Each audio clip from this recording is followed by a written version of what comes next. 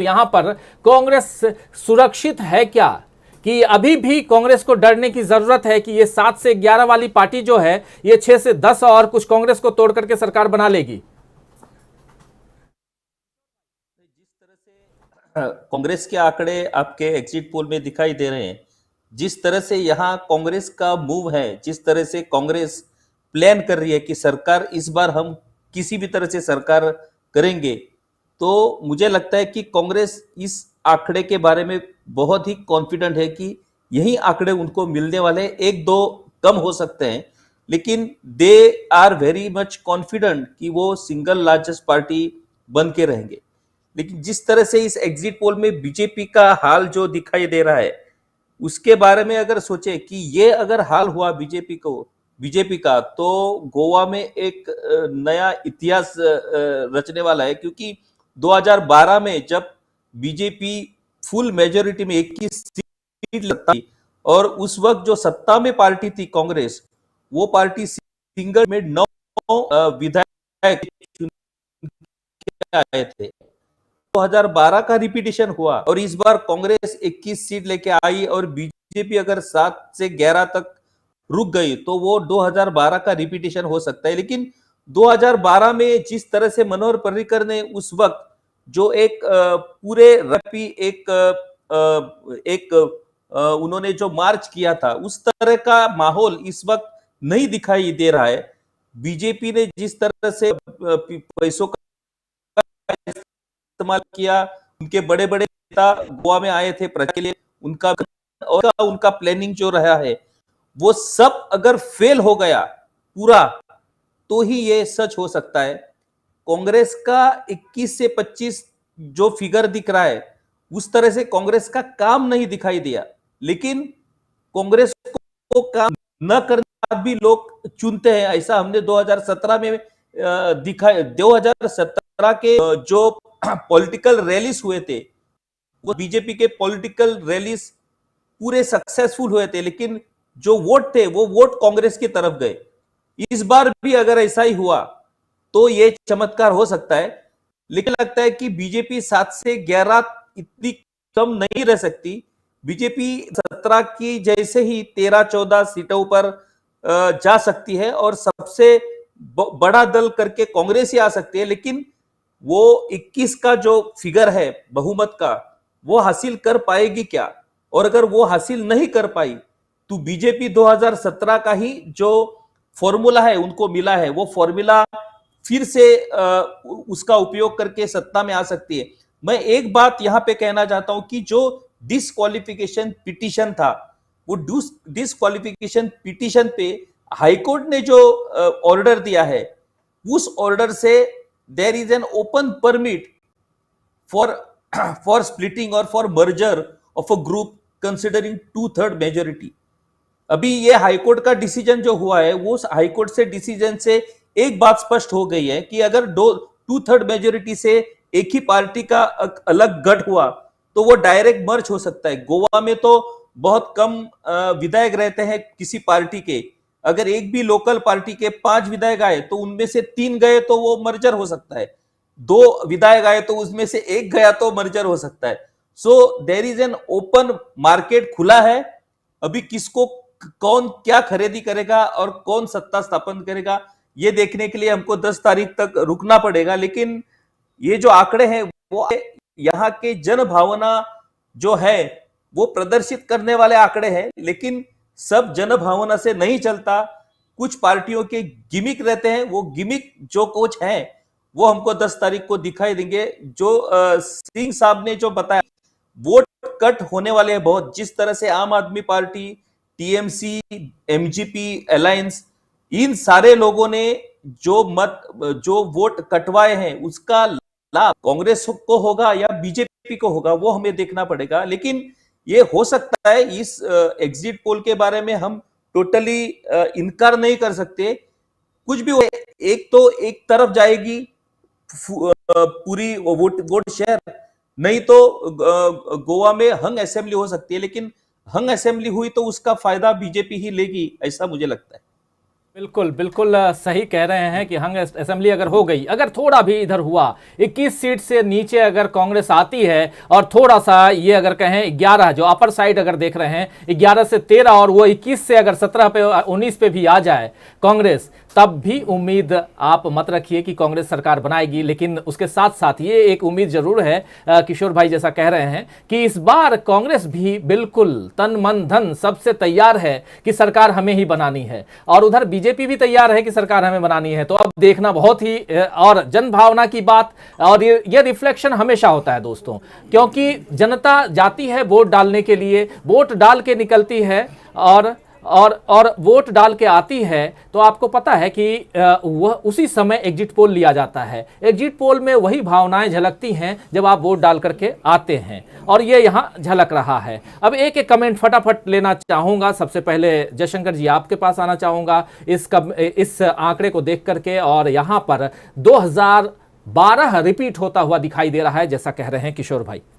नहीं, मुझे भी यही लगता है कि देखिए, जिस तरह से पिछली बार का जो जनादेश था उसको जिस तरह से लूटा गया या चोरी किया गया, उसको लेकर के गोवा के आम लोगों में तो एक आक्रोश और गुस्सा रहा है।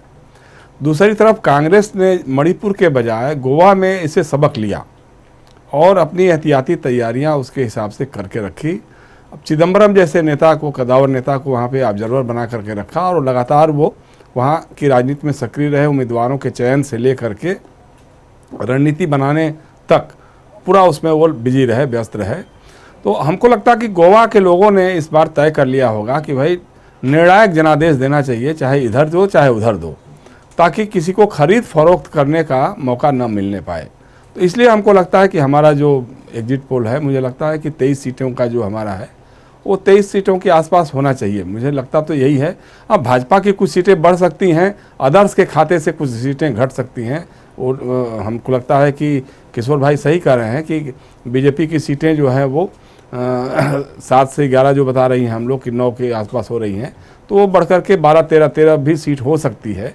13 सीट उधर हो सकती है, और कांग्रेस की भी जो है वो 23-24 के आसपास रह सकती है सीटें। अदर्स जो हैं वो, चूँकि इस बार कोई बड़ा खेम नहीं हमको लगता है कि आम आदमी पार्टी या तृणमूल कांग्रेस का तो पूरा खेल ही खत्म हो गया। बचा सिर्फ जो है टीएमसी का है, टीएमसी का खत्म हो गया, एमजीपी का है। एमजीपी चूँकि वहाँ की बहुत ही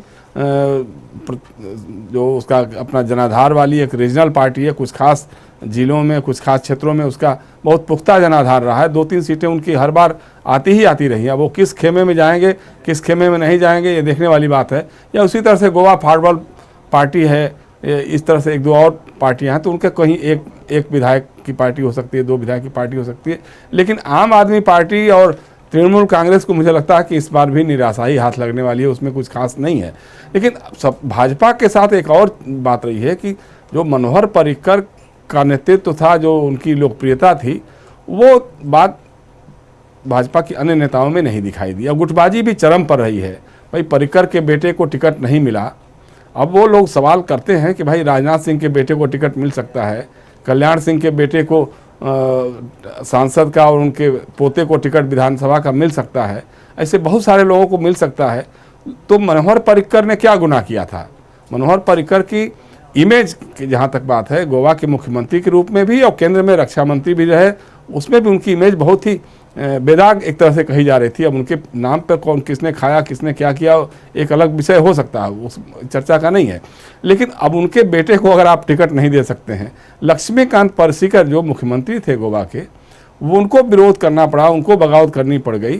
तो इसको लेकर के भाजपा में वो सिरफुटवल वाली बात जो पहले कांग्रेस में दिखती थी, इस बार भाजपा में भी देखने को मिली है। अब ये सब इशूज कितना कारगर हुए होंगे, कितना ईवीएम में जाने के बाद किसने क्या सोच करके बटन दबाया होगा, क्योंकि इस बार कैथोलिक जो है गोवा के, उनका भी बहुत निर्णायक रोल रहा होगा मुझे जहाँ तक लगता है। क्योंकि जो बातें सुनने को मिल रही थी कि उनको भी, क्योंकि लगता है हर गोवंश को लगता है कि यार हमारे विधायक बिक जाते हैं, हमारी पार्टी बिक जाती है, हमारी सरकार, हम वोट किसी और को देते हैं, सरकार कोई और बना लेता है। तो इससे निजात पाना चाहिए, इससे थोड़ी मुक्ति होनी चाहिए। इस हिसाब से अगर जनादेश दिया है तो मुझे लगता है कि हमारा जो एग्जिट पोल है गोवा के मामले में, वो 23 से 24 सीटों का सफल होने वाला है। जी बिल्कुल। एक बार विजय शुक्ला जी आपके पास आना चाहूंगा। आपने कंडक्ट किया है, गोवा को लेकर के बहुत सारी बातें हो रही हैं, सब सरकार बनाने जा रहे हैं, क्या कुछ देखा आपने जब एग्जिट पोल चल रहा था तब?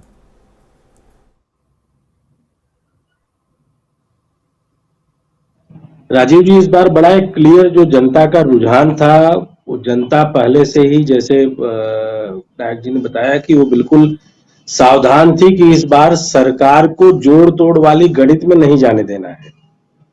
यानी जो पिछली बार हुआ था उसको बिल्कुल जनता ने जमीनी स्तर पर समझ लिया, और लड़ाई हर जगह इस बार जनता ही लड़ रही है, इस बार पार्टियां नहीं लड़ रही हैं। दूसरा जो फैक्ट है कि मनोहर पार्रिकर जी का ना होना, ये भाजपा के लिए जाहिर सी बात है नुकसान है। उनके बेटे का अलग लड़ना चुनाव, ये सब फैक्टर काम कर रहे थे। आम आदमी पार्टी जो चुनाव लड़ने की बात है, वोट काटना तो दूर, वहां के जो कैंडिडेट थे, जब केंद्रीय नेतृत्व कोई जाता था तो उनको लेने के लिए भी वो खर्चा अभी भी मांग रहे थे। जैसे जो साथी यहाँ दिल्ली के प्रभारी बन के गए थे, उनके आने जाने का टैक्सी का प्रबंध भी कराने का पैसा आम आदमी पार्टी का प्रत्याशी उनसे ले लेता था। तो आप समझिए, जब प्रभारी खुद खर्च करेगा तो वहां क्या माहौल रहा होगा। बिल्कुल। बातें आप जो बता रहे हैं, और इसमें फिर कांग्रेस को कहीं ना कहीं एज दिखाई दे रहा है, वो आप बिल्कुल सही कह रहे हैं। थोड़ी एक टिप्पणी पुष्परंजन जी आपसे भी लेना चाहूंगा, और फिर सिंह साहब आपके पास भी आना चाहूंगा गोवा पे, और फिर आगे बढ़ेंगे। पुष्परंजन जी, गोवा सबके लिए एक अट्रैक्टिव प्लेस नजर आता है, पॉलिटिकली भी अट्रैक्शन है, और इस बार अट्रैक्शन इसलिए भी है कि क्या 2017 रिपीट होगा या 2012 रिपीट होगा, क्या कुछ होगा? हमारे एग्जिट पोल में 2012 रिपीट होता हुआ दिखाई दे रहा है, 2017 नहीं। क्या कहेंगे? देखिए, बड़ी गंभीर बातें हो चुकी हैं।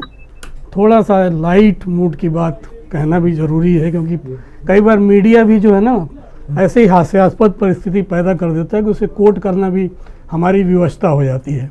एक छोटा सा जोक मैं पढ़ रहा था, अभी जोक नहीं था, उन्होंने तो सीरियसली लिखा अपने पोर्टल पर, टीवी टुडे ने, कि कांग्रेस बीजेपी को छोड़ के बाकी सभी दलों से गठबंधन करने को तैयार है।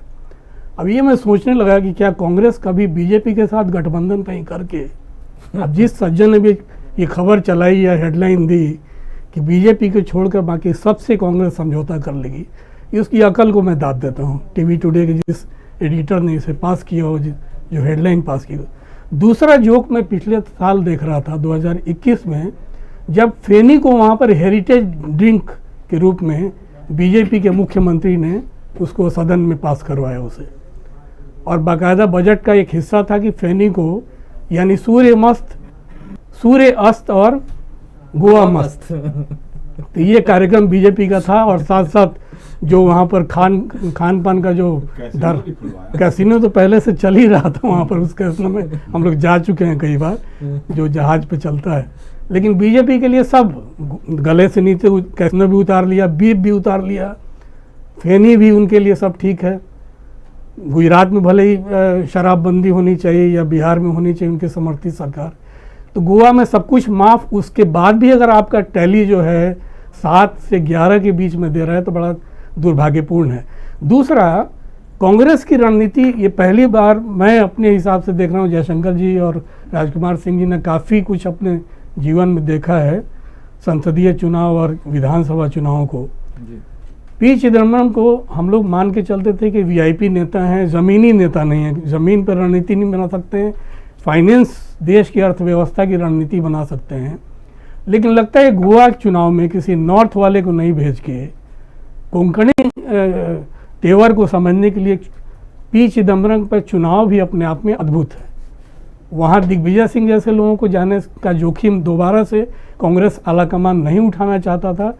पी चिदम्बरम अगर इसमें सक्सेस होते हैं तो लगता है कि वैसे नेताओं पर भी विश्वास बढ़ेगा कि वो लोग जो कि बंद एसी कमरे में रणनीति तय करने वाले लोग या पॉलिसी मेकर भी ज़मीन पे उतर के काम कर सकते हैं पार्टी के लिए, और वहाँ पर अपनी पार्टी को बढ़त दिलवा सकते हैं। जी राजीव जी। सिंह साहब, आपसे भी समझना चाहूंगा, गोवा में जो आप देख रहे हैं एग्जिट पोल, इस एग्जिट पोल पे आपकी टिप्पणी चाहूंगा। देखिए, आंकड़े पर तो मैं अभी कुछ नहीं कहूँगा, लेकिन एक बात जरूर है जो एग्जिट पोल अनम्यूट कर की बात करती है कि पिछले चुनाव का जनादेश देख लें, वो कांग्रेस के पक्ष में जाता है। और इस बार मनोहर पर्रिकर, जो शायद भारतीय जनता पार्टी के पास सबसे बड़ा ब्रांड थे, अगर चेहरे की बात करें गोवा में, तो वो उनके पास नहीं है।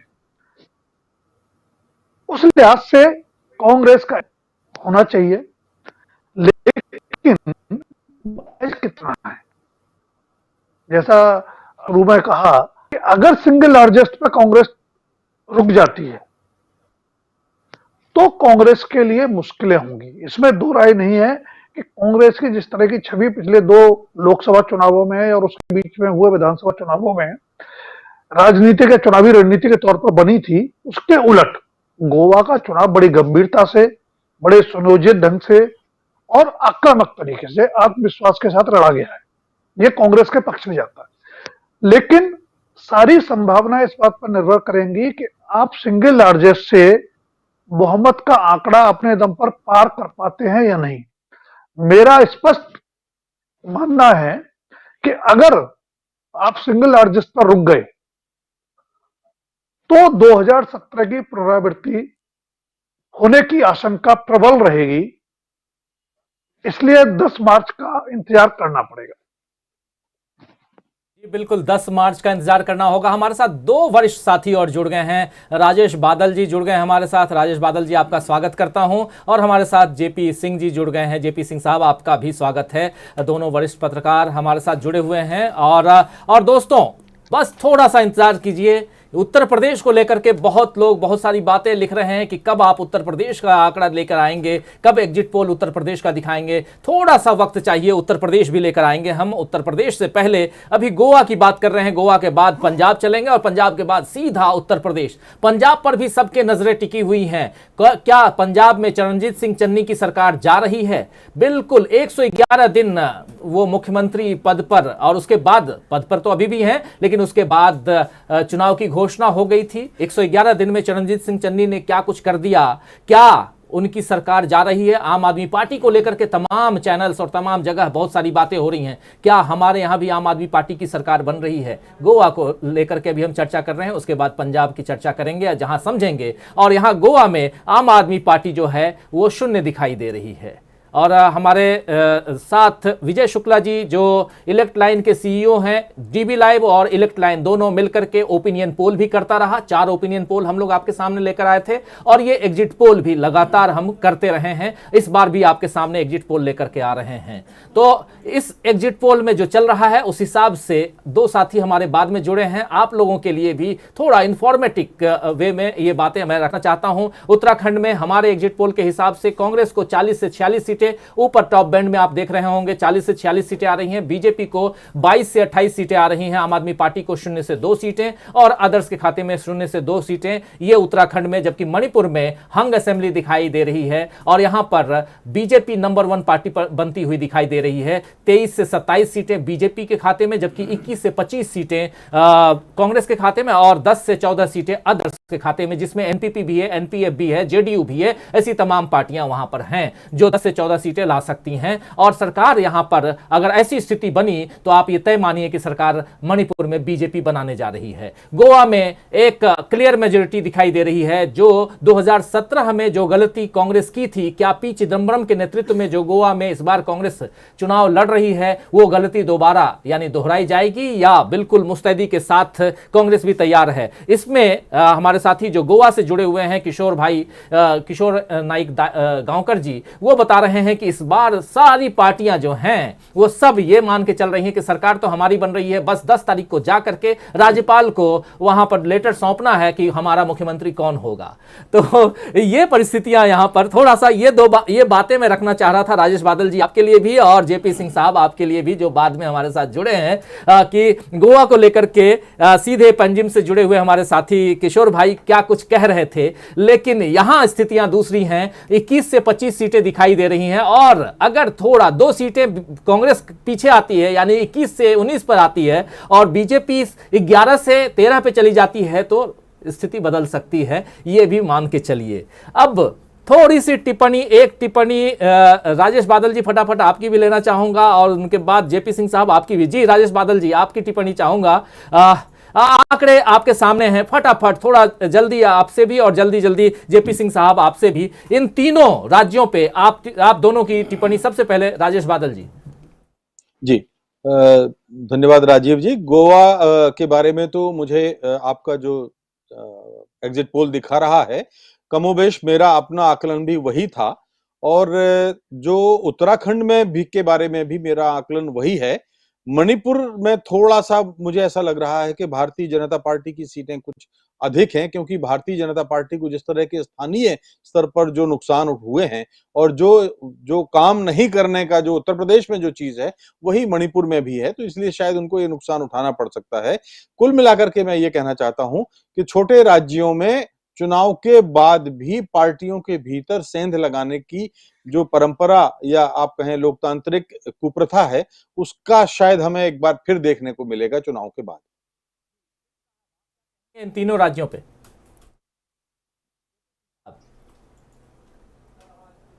जेपी सिंह साहब आप सुन रहे हैं? जी जी जी जी, ये तीन आंकड़े उत्तराखंड, मणिपुर और गोवा आपके सामने हैं, क्या कहेंगे?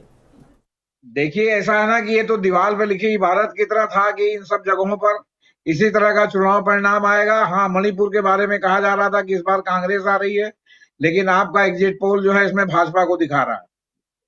लेकिन सवाल यहाँ ये नहीं है, सवाल यहाँ पर यह है कि अब इसके बाद जो दल बदल कानून की धज्जियां उड़ाने के लिए भाजपा ने नया मोडस ऑपरेंडाई अपनाया है, अब उसका खेल शुरू होगा।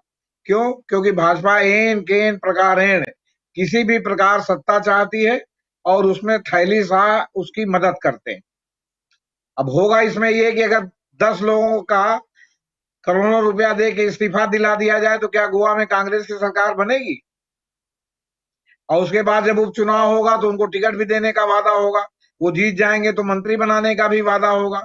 और यहाँ हमारी न्यायपालिका ये देखते हुए कि दल बदल कानून की अब इस्तीफा दिला के धज्जियां उड़ाई जा रही है, मतलब नया तरीका ढूंढ लिया गया है। पहले था कि 1/3 होगा, फिर हुआ कि 2/3 होगा, तब जो है दल बदल होगा, और अब हो गया कि अब 1/3 2/3 की जरूरत नहीं है।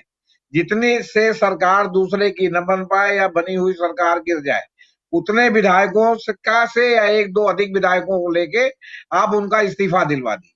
उनको पूरे 5 साल का जो है जितना उनको तनख्वाह मिलनी है, जितना उनको भत्ता मिल रहा है, उतना रुपया दिलवा दीजिए, और उसके बाद वादा कीजिए कि जो उपचुनाव होगा उसमें हम आपको टिकट देंगे, और टिकट देने के बाद जो है क्या कहते हैं, अगर आप जीतेंगे तो आपको मंत्री बनाएंगे। तो दल बदल कानून की इस तरह की कार्ड जो है भाजपा ने निकाल रखी है। और जहां कम अंतर से छोटे छोटे स्टेट हैं, यहाँ पर 10-12 लोगों का इस्तीफा दिलाना, 8 लोगों का इस्तीफा दिलाना कोई कठिन काम नहीं है, ऐसा मतलब मेरा मानना है। और बाकी मेरा एक और भी मानना है कि मैं एग्जिट पोल का पक्षधर नहीं हूं, क्योंकि सर्वे और एग्जिट पोल की आड़ में जो सत्तारूढ़ पार्टी है वो अपनी जो बेईमानी, ईवीएम की बेईमानी या चुनाव में जो धांधली, उसको जस्टिफाई करने की कोशिश करती है।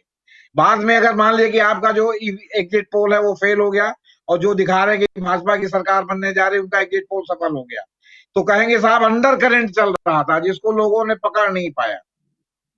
भीड़ जो है भले उनके में हो रही, लेकिन अंडर करंट इनके पक्ष में चल रहा था। और उसमें 10 में 9 फेल हो गए, 1 सही हो गया, तो कहा देखिए इसने सही पकड़ा था।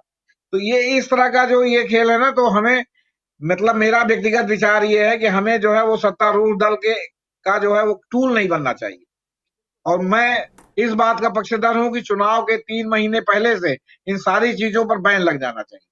जी जी, आप जो कह रहे हैं ये चुनाव सुधार में इस बात को रखना चाहिए बिल्कुल कि इन सारी चीज़ों पे, चाहे ओपिनियन पोल हो चाहे एग्जिट पोल हो, इस पर बैन होना चाहिए। इसके समर्थन में मैं भी हूं, लेकिन चूंकि अभी ये सब चालू है और उस आधार पे हम भी एग्जिट पोल लेके आए हुए हैं, और एग्जिट पोल के आधार पर, हमारे एग्जिट पोल के हिसाब से इस वक्त उत्तराखंड में हम देख रहे हैं कि कांग्रेस की सरकार बन रही है, मणिपुर में बीजेपी आगे है, बीजेपी को एज है। और जैसा राजेश बादल जी कह रहे हैं, और हमारे साथ मणिपुर से भी जुड़े हुए थे द फ्रंटियर मणिपुर के एग्जीक्यूटिव एडिटर जब मणिपुर का आंकड़ा हम लेकर आए थे तो वो भी कह रहे थे कि ये उनका आंकड़ा भी लगभग कमोवेश हमारे आंकड़े के बराबर जा रहा था, और ये था कि हो सकता है कि कांग्रेस की सीटें थोड़ी सी कम भी हो सकती हैं क्योंकि वहां मनी और मसल पावर दोनों हावी रहा है इस चुनाव में। और उनका कहना था कि चाओबा जो जुड़े थे हमारे साथ, उनका कहना था कि पहला चुनाव देखे हैं जहां पर हिंसा भी ज्यादा हुई है और मनी और मसल दोनों का ज्यादा इस्तेमाल हुआ है। उससे इतर गोवा की हम बात कर रहे हैं। गोवा में इस बार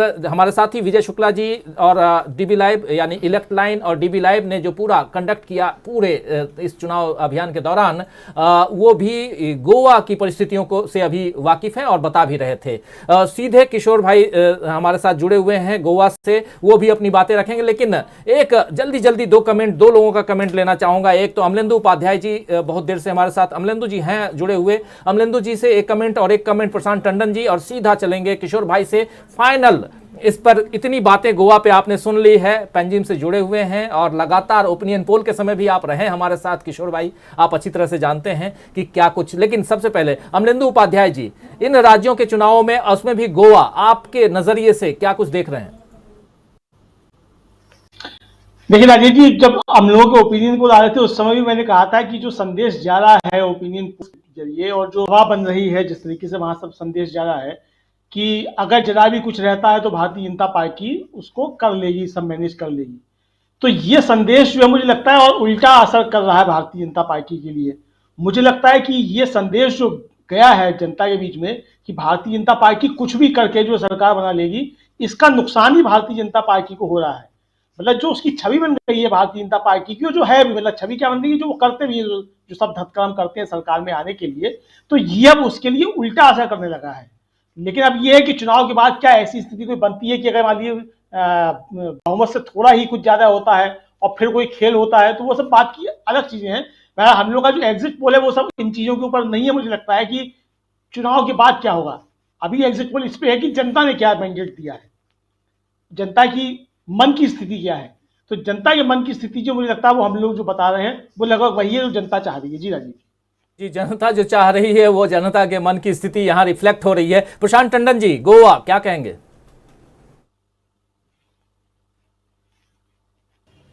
जी, मैं जेपी सिंह जी की चिंता से बिल्कुल सहमत हूं। और आप देखिए कि ये शो में भी अगर आप देखिए और इस शो के बाहर समाज में भी अगर आप बात कीजिए, पत्रकारों से बात कीजिए, लोग वोटरों से बात कीजिए, तो आप देखिए कि किसी भी पैनलिस्ट ने ये नहीं कहा कि मणिपुर में कांग्रेस कम है तो मणिपुर में कांग्रेस खेल करके और एमएलए खरीद के सरकार बना लेगी। गोवा के बारे में ये आ रहा है कि कांग्रेस भले ही आप ज्यादा दिखा रहे हैं लेकिन बीजेपी सरकार बना लेगी, वहां पे एमएलए खरीद के और सबके इस्तीफे करा देगी। अमूमन ये बात समझ में दिखाई देती है। उत्तर प्रदेश के बारे में भी लोग यही बात कर रहे हैं कि अगर बीजेपी की सीटें कम आई तो बीजेपी ये कर लेगी, एमएलए खरीद लेगी, फलाना कर लेगी। यानी इस देश में चाहे गोवा हो, मणिपुर हो, पंजाब हो, उत्तर प्रदेश हो, कहीं पे भी बीजेपी के बारे में ही ये बातें क्यों आ रही हैं कि ये खरीद ले, क्योंकि उन्होंने पीछे किया भी, जैसा अमलेंदु जी कह रहे थे, चाहे मध्य प्रदेश हो, चाहे कर्नाटक हो, चाहे गोवा हो, चाहे मणिपुर हो, ये ऐसा करते रहे। उत्तराखंड ये करते रहे, सरकारें गिराना, एमएलए खरीदना, ये सब। अब इसका कोई तोड़ निकलना चाहिए कि क्या हम माने कि ये जो बीजेपी है और खासकर नरेंद्र मोदी और अमित शाह की बीजेपी है, तो ये क्या सद्दाम हुसैन टाइप कोई पार्टियां हैं, बात पार्टी जो बंदूक के बल पे वो चुनाव कराते हैं, तो ये अडानी अंबानी के बल पे चुनाव कराते हैं और नहीं हारेंगे तो खरीद लेंगे। ये जो बनाना रिपब्लिक की इमेज भारत की बन रही है इस एमएलए और एमपी खरीदने के चक्कर में, ये बहुत दुर्भाग्यपूर्ण है और जनता को इसका निकालना चाहिए हल। और दूसरे की देश के बुद्धिजीवियों को, सोचने समझने वालों को, पत्रकारों को, होता क्या है राजीव जी कि जो बहुत सीनियर पत्रकार भी हैं, सहाफ़ी हैं, जो कॉलम लिखते हैं, जो संपादकीय लिखते हैं, जो आपकी हमारी तरह टीवी पैनल में आते हैं, उन्होंने इसको भी की स्मार्टनेस और बीजेपी की रणनीति और कोई चाणक्य नीति में इसको परिभाषित करते हैं। ये महज गुंडागर्दी है, ये गैर संवैधानिक है, ये लोकतंत्र की हत्या है। जब तक आप इसको कहना नहीं शुरू करेंगे, मैं नाम लेना नहीं चाहता हूं, बहुत सारे सीनियर पत्रकार हैं, वो ये भी लिखेंगे अभी, तो बीजेपी को इससे ताकत मिलती है। बीजेपी को क्या, किसी भी को भी। बीजेपी आज ये कर रही, पीछे कांग्रेस ने ये किया है, पीछे हरियाणा की पार्टियों ने ये किया है, वहीं से आया राम गया राम नाम निकला था, वहीं की उसी वजह से 10वां शेड्यूल संविधान में जोड़ा गया था।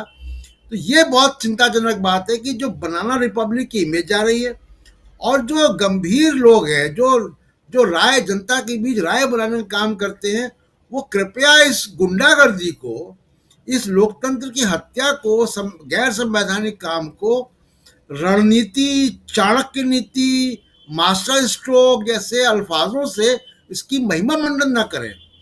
आप कहें कि ये डकैती है लोकतंत्र के खिलाफ। जी राजीव जी। बिल्कुल, ये तमाम बातें जो आप रख रहे हैं, आप लोग चाहे जेपी सिंह साहब, इन बातों पे चुनाव आयोग को सबसे पहले ध्यान देना चाहिए, और उससे इतर पत्रकारों को और ऐसे लोग जो इन्फ्लुएंस कर सकते हैं, उन लोगों को तो इस पर बहुत ज़्यादा ध्यान देने की ज़रूरत है। किशोर भाई, आपके पास फाइनल कमेंट के लिए आऊँगा। गोवा की हम बात कर रहे हैं और गोवा से आप जुड़े हुए हैं, और अब आंकड़े और साथ में तमाम पैनलिस्टों की आपने चर्चा सुनी, बात सुनी। अब 10 तारीख को हम और आप मिलेंगे, और ऐसे ही रिजल्ट के साथ मिलेंगे। जब रिजल्ट सामने होंगे तब हम आपके साथ मिलेंगे, रिजल्ट आ रहे होंगे तब भी आपके साथ मिलेंगे। लेकिन ये जो आंकड़े हैं, इन आंकड़ों के आधार पर 14 तारीख के बाद से आज तक क्या कुछ परिवर्तित होते हुए, क्या कुछ चेंज होते हुए कुछ बीजेपी में और कांग्रेस में देख रहे हैं, या वही कि सरकार तो हम ही बना रहे हैं? नहीं, सिचुएशन तो वैसा ही है।